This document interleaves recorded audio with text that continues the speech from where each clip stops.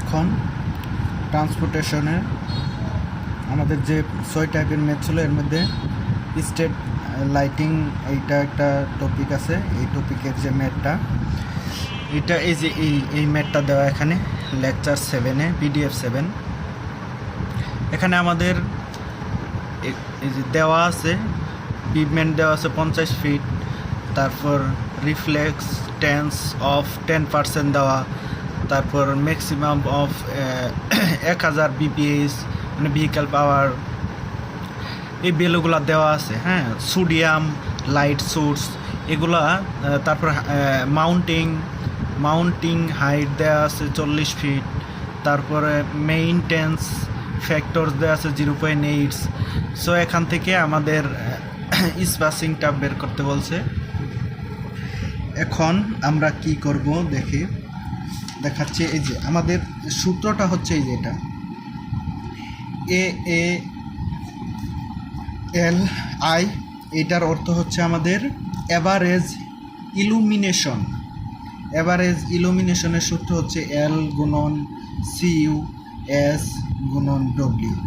So এই যে এই প্রত্যেকটা ভ্যালু আমরা বের করব আগে, তারপর এখানে চার্ট দেওয়া থাকে, চার্ট থেকে বের করে তারপর আমরা ম্যাথ করব। এখন আমরা সর্বপ্রথম এই যে যা দেওয়া আছে, যেমন রুটটা হচ্ছে আরবান সেকেন্ডারি রুট, পিভমেন্ট ওয়াইড দেওয়া আছে হচ্ছে 50, হাইট দেওয়া আছে 40, রিফ্লেক্টেন্স দেওয়া আছে হচ্ছে 10%, আর ট্রাফিক দেওয়া আছে 1000 BPH। এখন আমাদের সর্বপ্রথম আমরা বের করব হচ্ছে AAI, তার মানে হচ্ছে অ্যাভারেজ ইলুমিনেশন।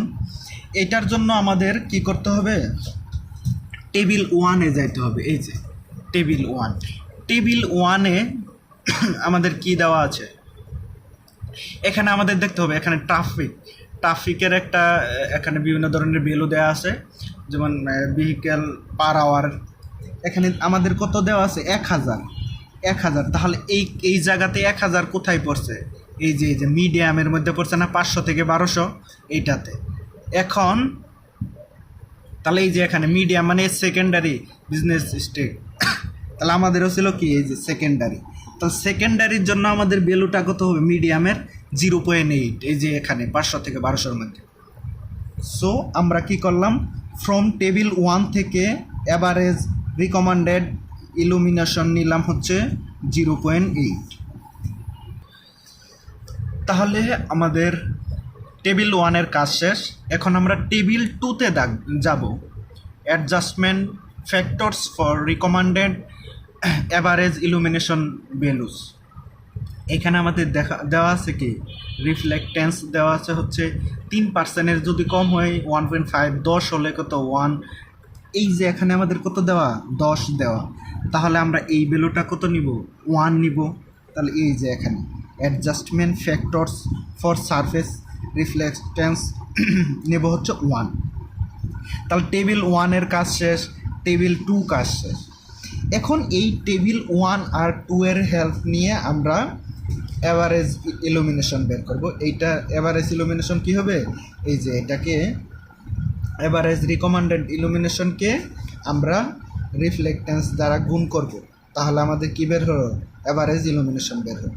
তাহলে এই কাজটা আমাদের টেবিল 1 আর টেবিল 2 থেকে। তারপরে এটা শেষ। আমরা যখন টেবিল 3-তে যাব, এখানে দেখব সোর্সটা কি, সোডিয়াম লাইট সোর্স। তাহলে আমরা টেবিল 3-তে যাই। এই যে টেবিল 3-তে সোডিয়াম লাইটের জন্য আমাদের কি নিছি, লাইটিং ইফিসিয়েন্সি নিছি হচ্ছে 100 থেকে 120। যদি দেওয়া থাকে তাহলে ওইটাই নিব, আর যদি না দেওয়া থাকে 100 থেকে 120-এর যে কোনো একটা ভ্যালু নিব। আর ওয়াটেজ নিব হচ্ছে 160-এর নিচে, তার মানে আমরা কাছাকাছি 160-এর কাছে, তার মানে 150 নিতে পারি। আর এখানে আমরা লাইটিং ইফিসিয়েন্সি নিলাম 100, ঠিক আছে। সো এই ভ্যালুটা আমরা এখন এই যে এখানে ওয়াটেজটা নিলাম হচ্ছে 150, আর লাইটিং বা সোর্স ইফিসিয়েন্সি নিলাম 100। আর এটা কেন নিলাম এটা তো বুঝতে পারছি, এটা জাস্ট সোডিয়াম লাইটিং সোর্সের জন্য। এখন টোটাল সোর্স এটাকে এল দ্বারা প্রকাশ করে, আমরা সূত্রে কিছুক্ষণ আগে দেখছি। সো এল হচ্ছে এই দুইটাকে গুণ করব, তার মানে আমরা 3 নাম্বার থেকে মানে টেবিল 3 থেকে পাইলাম কি এল এর ভ্যালুটা। ঠিক আছে, এল এর ভ্যালু আমরা সকলেই পাবো। হ্যাঁ, তারপর আমরা যাব হচ্ছে ফিগার 1।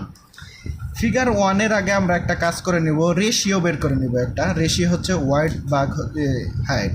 ওয়াইড দেওয়া আছে 50 আর হাইট দেওয়া আছে 40, এই যে এখানে দেওয়া আছে, এই যে ওয়াইড 50 আর 40, এই দুটো ভাগ করলে একটা রেশিও ভ্যালু হলো 1.25।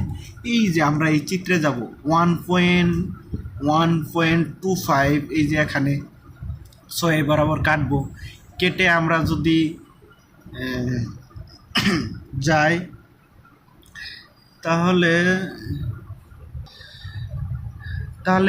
1.25 এটার মাঝখানে বরাবর যদি যাই তাহলে আমরা এই যে এখানে পাচ্ছি, তার মানে 0.35 নিতে পারি। তার মানে এই যে এই রেশিওটা, এই যে রেশিও কিন্তু রেশিও 1.25, এই যে 1 আর 1.5-এর মাঝখানে এই বরাবর গেলে 0.35। এইটা আমরা পাবো কোএফিসিয়েন্ট অফ ইউটিলাইজেশন। এই যে কোএফিসিয়েন্ট অফ ইউটিলাইজেশন, এইটা ফিগার 1 থেকে পাইলাম। তারপর ইফেক্টিভ কোএফিসিয়েন্ট অফ ইউটিলাইজেশনের সূত্র হচ্ছে এই যেটা পাবো এটাকে মেইনটেন্স ফ্যাক্টর দ্বারা গুণ করতে হবে। এই যে আমাদের মেইনটেন্স ফ্যাক্টরস এখানে আমাদের কোশ্চেনে দেওয়া আছে।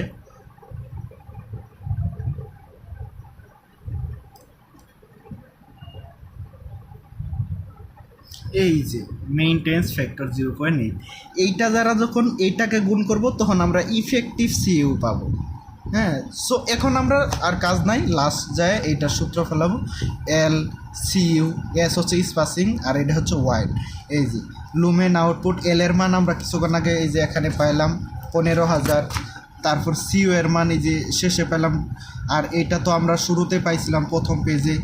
আর ওয়াইড দেওয়া আছে কত 50, স্পাসিং বের করবে এই সূত্র। জাস্ট এখানে এটা আনবো আর এখানে সব ভ্যালুগুলো বসাই দিলে এই যে 105 ফিট, এইটুকু হচ্ছে রেজাল্ট।